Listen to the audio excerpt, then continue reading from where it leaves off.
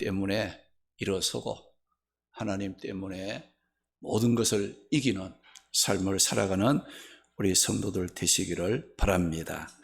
오늘 읽은 이사야 49장 14절에서 19절 말씀을 통해서 우리를 향한 하나님의 사랑이라는 말씀이 선포될 때 어렵고 힘든 가운데서도 용기를 잃지 않고 소망을 갖고 살아갈 수 있도록 하나님께서 큰 은혜 주실 줄 믿으시기 바랍니다. 오늘 읽은 이 본문의 말씀은 여호와의 종의 노래로서 하나님께서는 이 구속자요 대속자가 되시는 메시아 예수 그리스도를 통해 택한 백성들을 구원을 위한 구속 사역을 이루실 것을 말씀하신 것으로 오늘 이 말씀의 내용은 바빌론의 포로로 잡혀가 고통을 받으며 절망 중에 있었던 이스라엘 백성들을 위로하고 회복시켜 주신다는 말씀의 내용입니다. 이 말씀을 다르게 표현한다면 우리 인간들의 절망을 소망으로 바꾸어주고 축복과 회복으로 바꾸시는 하나님의 사랑에 관한 말씀으로 표현할 수가 있겠습니다. 우리 사람들이 낙심을 하고 절망하는 이유가 무엇입니까? 어렵고 힘들 때 의지할 곳이 없고 도움을 받을 길이 없을 때 사람들은 낙심을 하고 절망을 하게 됩니다. 그러나 하나님을 믿고 의지하는 우리 성도들에게는 우리를 사랑하시는 하나님이 함께 하신다는 것을 믿으시기 바랍니다. 우리가 찬송가 304장 가사에 보게 되면 우리를 향한 하나님의 사랑을 하늘을 두루마리 삼고 바다를 먹물 삼아도 다 기록할 수 없는 사랑이라고 표현을 했습니다. 우리를 향한 하나님의 사랑이 어떤 사랑인가를 아는 사람은 어렵고 힘든 환경 가운데서도 결코 절망하지 않고 낙심하지 않고 하나님을 희망함으로 말씀을 묵상하고 기도함으로 절망을 소망으로 낙심을 축복으로 바꿔갈 수 있는 힘을 얻게 된다는 겁니다. 그러면 우리를 향한 하나님의 사랑은 어떤 사랑인지 오늘 이 말씀을 따라가면서 삶의 방향을 찾고 함께 은혜를 나누도록 하겠습니다. 우리를 향한 하나님의 사랑은 손바닥에 새긴 사랑이라고 말씀하고 있어요. 오늘 16절 보게 되면 내가 너를 내 손바닥에 새겼고 내가 너를 내 손바닥에 새겼다고 하나님께서 이스라엘 백성들에게 오늘 우리 성도들에게 말씀을 했습니다. 이 말씀은 우리 성도들을 향한 하나님의 사랑은 시간이 흘러가면 변하거나 없어지는 사랑이 아니고 손바닥에 새겨진 사랑이라는 것을 강조한 말씀입니다. 우리가 하나님을 믿고 구원받은 성도들이라 할지라도 어렵고 힘든 일을 만납니다. 힘든 일을 만나 하나님이 도와주실 것이다 하고 하나님을 믿고 의지하며 기도하는데도 불구하고 그 일이 쉽게 풀리지 않고 지체가 될 때 어떤 생각을 우리는 하게 됩니까? 혹시 하나님이 나를 버리신 것이 아닌가? 혹시 하나님이 나를 잊으신 것은 아닌가 하는 생각을 하게 된다는 겁니다. 이런 생각은 오늘 우리들만이 하는 생각이 아니라 오늘 이 말씀에 보면 이스라엘 백성들이 바벨론 포로에 잡혀가서 고난을 당하고 있었지만은 그들은 하나님이 도와주실 것이다, 하나님이 인도해 주실 것이다 믿고 의지했는데도 불구하고 하나님의 도움의 손길이 보이지 않았을 때 이스라엘 백성들은 어떤 생각을 했다고 했는가 하니 오늘 14절 말씀 보면 오직 시온이 이르기를, 이스라엘 백성들이 말하기를 여호와께서 나를 버리시며 주께서 나를 잊으셨다고 말을 했다는 겁니다.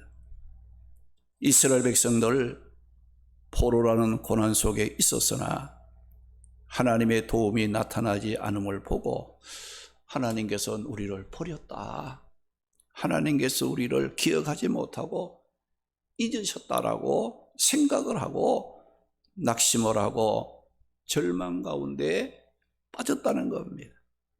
이렇게 이스라엘 백성들이 하나님이 우리를 버리고 잊으셨다고 생각하고 절망했을 때 하나님께서 절망하고 있었던 그들에게 주신 말씀이 어떤 말씀입니까? 16절 말씀이에요. 내가 너를 내 손바닥에 새겼다. 내가 너를 내 손바닥에 새겼다고 하나님께서 그들에게 말씀을 주셨다는 거예요.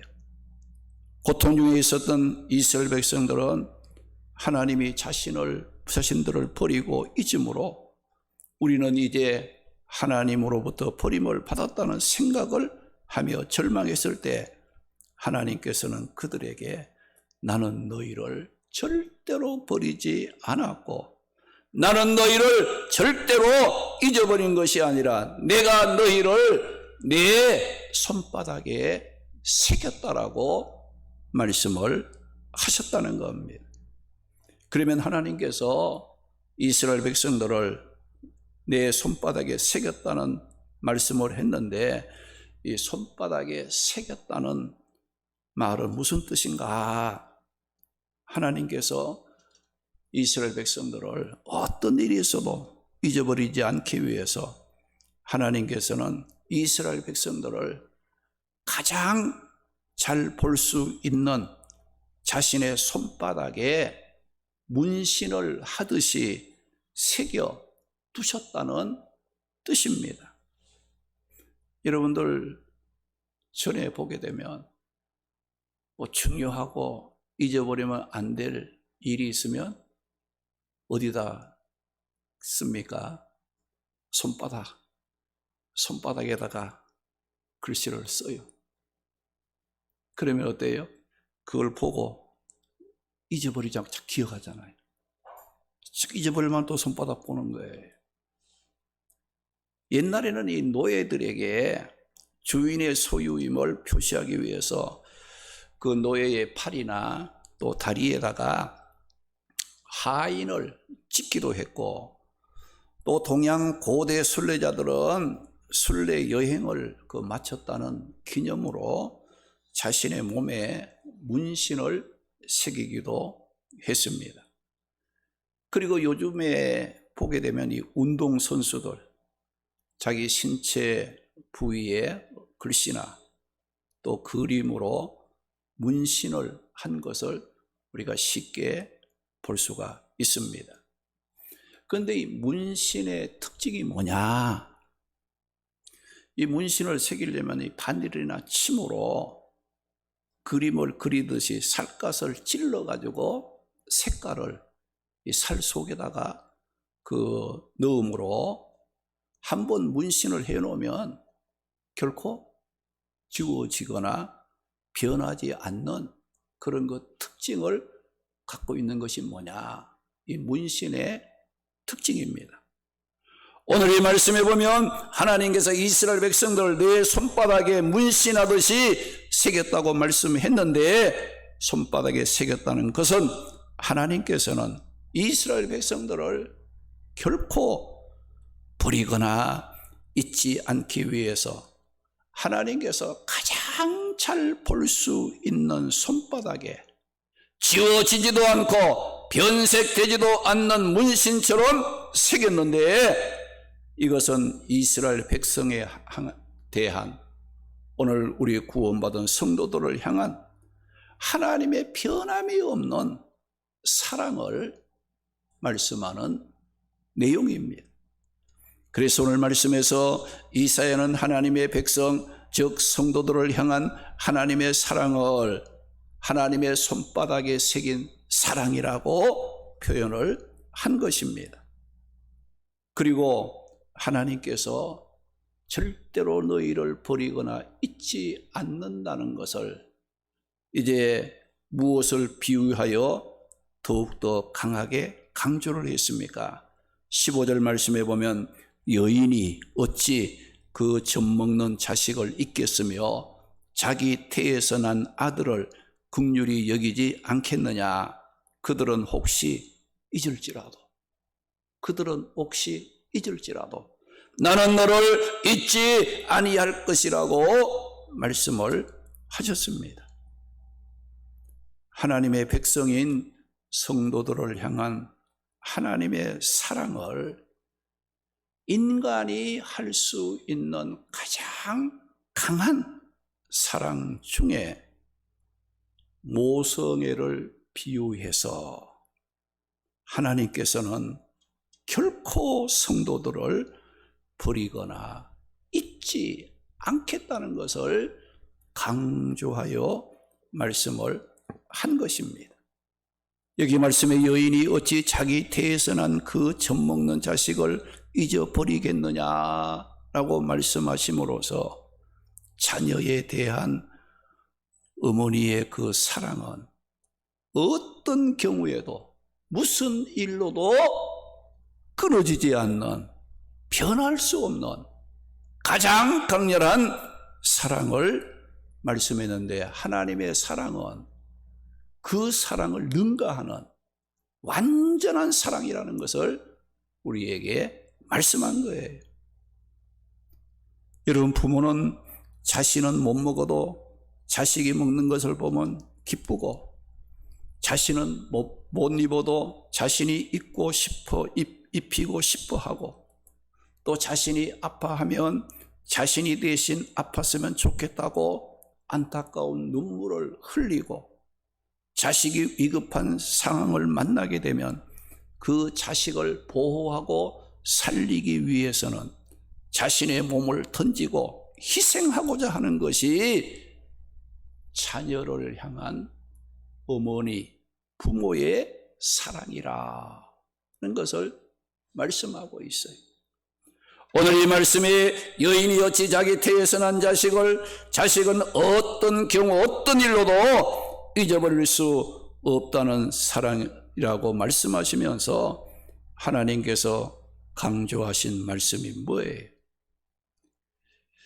여인이 젖먹는 자신이 낳은 그 자녀를 어떤 일이 있어도 잊어버릴 수가 없는데도 그들은 잊을지라도, 15절에 그들은 혹시 잊을지라도 나는 너를 잊지 아니할 것이다 라고 말씀을 했어요. 이 말씀은 하나님의 사랑은 자기 태에서 난 자식을 향한 여인의 사랑을 능가하는 사랑으로, 하나님께서는 절대로 자기 백성들을 잊지 않는다는 확고한 사랑을 말씀해 주신 겁니다. 시편 27편 10절 말씀에 보면 내 부모는 나를 버렸으나 여호와는 나를 영접하시리다라고 말씀을 하시고, 요한복음 3장 16절 말씀에는 우리를 향한 하나님의 사랑은 우리가 죄를 짓고 하나님을 반역했음에도 불구하고 우리를 구원하시기 위해서 독생자 예수님을 십자가 죽는 자리에까지 내어주신 완전한 사랑을 해주신 분이 누구냐? 하나님이시라는 거예요. 누가복음 15장 19절 20절 말씀에 보게 되면 집을 나가 아버지의 재산을 탕진하고 죄를 지은 탕자였을지라도 아버지는 날마다 그 아들을 잊지 않고 대문을 열어놓고 돌아오기를 기다렸고, 돌아왔을 때 달려가 측은히 여겨 목을 안고 입을 맞추며 영접해 주신 아버지의 그 사랑이 오늘 우리를 향한 하나님의 사랑이라는 겁니다. 마태복음 12장 20절에는 상한 갈대를 꺾지 않고 꺼져가는 심지일지라도 끄지 아니하시고 심판하시기까지 회개하고 돌아오기를 참고 기다리시는 것이 우리를 향한 하나님의 사랑이라고 말씀했어요. 우리 성도들은 지금까지 살아온 거 내 힘과 내 능력으로 살아온 것이 아니고 이런 하나님의 사랑으로 살아왔습니다. 은혜로 살아왔고 앞으로도 이 하나님의 사랑이 우리의 삶을 인도해 주시고 환난 가운데 있을지라도 잊지 않고 우리를 기억해 주시는 하나님의 은혜로 살아간다는 것을 확신하고 믿음을 지켜야 합니다. 그런데 오늘 이 말씀에 이스라엘 백성들은 바벨론 포로라는 어렵고 힘든 순간을 만났을 때에 자신들이 하나님 앞에서 지은 죄는 생각하지 않고, 이스라엘 백성들 하나님 잘 섬기지 못하고 우상을 섬기며 하나님의 말씀을 떠나 죄를 짓는 것 때문에 하나님께서는 바벨론이라는 그 나라를 이용해서 죄 지은 이스라엘 백성들을 책망하시고 또한 이제 회개할 수 있도록 새롭게 하기 위한 그런 그 방편으로 포로로 잡혀가게 만들었는데, 이스라엘 백성들은 자기 눈앞에 있는 어렵고 힘든 것만 생각하고 하나님이 우리를 버렸다고, 하나님이 우리를 잊으셨다고 원망하고 좌절하며 낙심했다는 거예요. 오늘 우리의 모습이기도 하지요. 내가 하나님 앞에 살아온 것은 생각지 않고 어렵고 힘든 일만 있으면 하나님이 나를 버렸다고, 하나님이 나를 잊으셨다고, 신앙생활해도 하나님 소용없네, 절망하고 좌절하는 이와 같은 모습, 이스라엘 백성들이 가졌던 모습이고 오늘 우리의 모습이기도 한 것입니다. 이런데 하나님께서 자신들을 버렸다고, 잊었다고 낙심 절망했을 때 하나님 그들에게 하신 말씀이 뭐예요? 내가 너를 손바닥에 새겼다. 여인이 자기 태에서 난 자식을 잊을 수 없지만은 혹시 그들이 잊을지라도 나는 결코 너희를 잊지 아니할 것이라, 그 말씀을 하셨어요.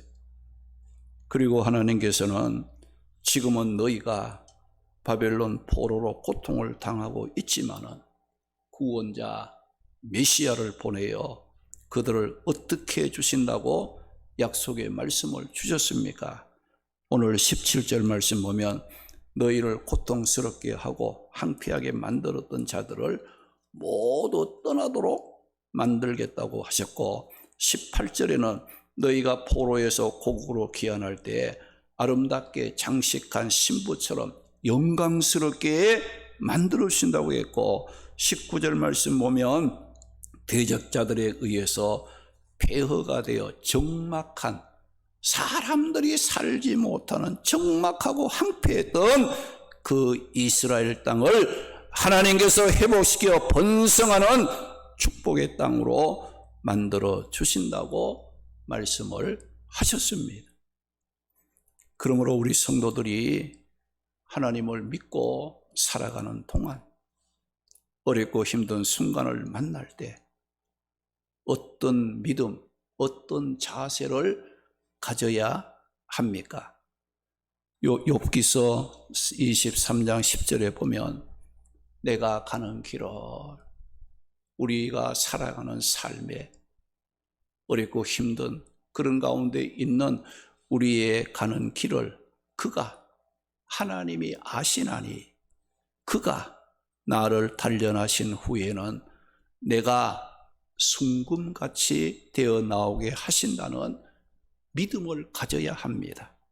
하박국 2장 3절 말씀 보면 하나님의 말씀 묵시는 거짓되지 아니하므로 성취되는 정한 때가 있나니 비록 더딜지라도 기다리면 지체되지 않고 반드시 응하리라고 말씀하신 신실하신 하나님을 믿음으로 흔들리지 말아야 합니다. 어렵고 힘들 때 하나님이 나를 버렸다고, 하나님이 나를 잊었다고 낙심하고 절망하는 것은 믿음이 없는, 믿음이 약한 사람만이 하는 것이 아니라는 거예요. 믿음이 좋고 하나님을 의지하고 열심히 충성하는 자들도 낙심하고 절망할 수 있다는 겁니다. 열왕기상 18장에 보게 되면 갈멜산에서 이 바알과 아세라 우상 숭배자 850명과 어느 신이 참신이냐 대결을 했을 때 엘리야 하늘에서 불을 내려 하나님이 참신이심을 증거할 정도로 능력이 있었던 엘리야였어요. 그런데 이 엘리야가 갈멜산 승리 후 이스라엘 왕의 아내 이세벨이 엘리야를 죽이겠다는 소식을 듣고 엘리야는 어떻게 했는가? 열왕기상 19장 3절 4절에 보면 엘리야가 자기 생명을 위해서 도망을 쳐서 강야로 들어가 지치고 낙심된 상태로 노뎀 나무 아래 앉아서 이런 고백을 했어요. 하나님, 너무 힘듭니다. 차라리 죽었으면 좋겠습니다. 하나님, 내 생명을 거두어가 달라고 말을 하고 낙심이 되어 노뎀나무 아래 쓰러졌어요. 그런데 하나님께서는 믿음을 지키면서 하나님의 일을 위해 힘써온 엘리야가 이렇게 힘들어 낙심된 채 쓰러졌을 때 하나님은 그냥 보고만 있지 않고 어떻게 했습니까? 열왕기상 19장 5절에서 8절 말씀에 보면 하나님께서는 천사를 보내어 낙심되어 쓰러진 엘리야를 어루만져 주셨다고 했어요.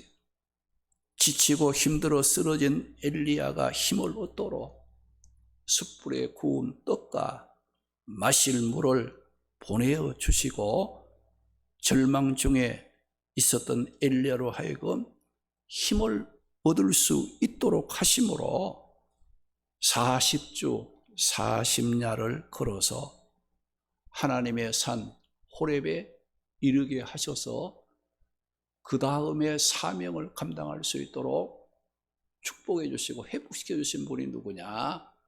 하나님이셨다고 말씀을 하고 있습니다. 하나님은 하나님의 백성들이 구원받은 성도들이 어렵고 힘든 일을 만나 낙심하고 절망 중에 있을 때에 그냥 보고만 계시는 분이 아니십니다.